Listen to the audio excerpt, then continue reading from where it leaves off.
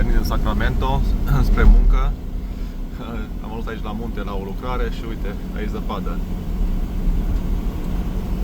Interesant. În Sacramento 20 de grade, 20 ceva de grade. Și aici la o oră distanță o nis.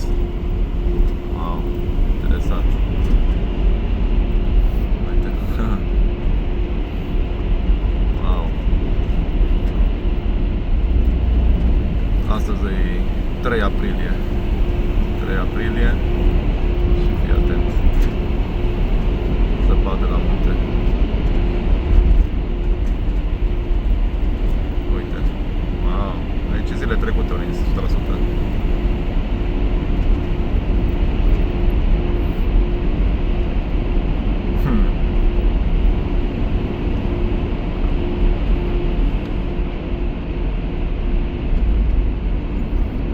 Azi începem o nouă lucrare.